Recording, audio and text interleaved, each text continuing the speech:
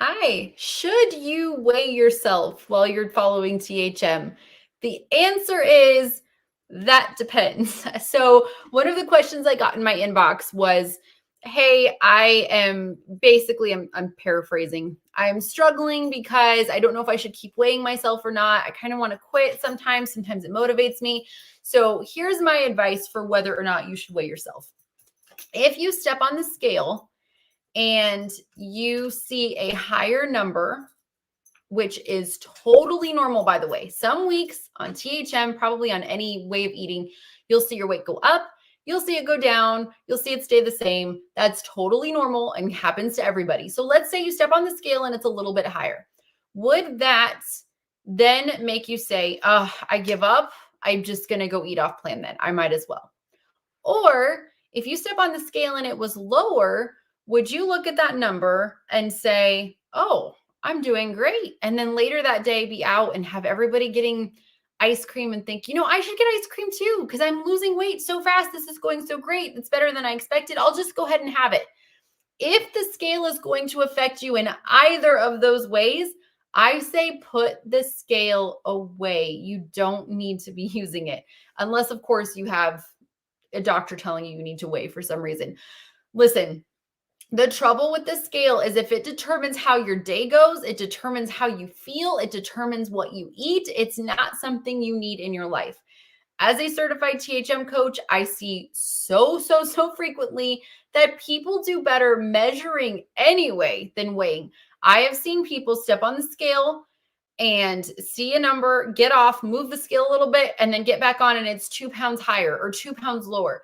Scales are not usually extremely accurate. So, if you feel like the scale will determine how you eat or how you feel, I recommend putting it away. If you have the discipline to pull it out once a month, try that. If you are able to just put it away and measure instead and see what inches are lost, I recommend that instead, or see even how you feel, how your clothes fit, if you feel like you're doing well. All of those things might be better for you than the scale. Now, if you can get on the scale and say, okay, it's higher, but that happens sometimes, it's totally fine, and just go about your day and keep eating the way that you plan to eat that's healthy for you and that's going to benefit you, that's fantastic. And keep doing that. That's okay. If you want to weigh once a week like that, something like that is totally great. If you let the scale have any bearing on what you do day to day, I would pack it up, honestly. And it's so hard not to obsess over the scale, right? And I see all the time someone will say, I'm up 0.1 pound, I'm up 0.2 pounds. And part of me wants to say, girl, just shove it over a little bit and get on it again. It'll look different. The number will be different because it changes all the time. I've even seen a 6 pound difference from one day to the next. Likely water or a mistake on the scale, or maybe a new scale battery was needed. Who knows?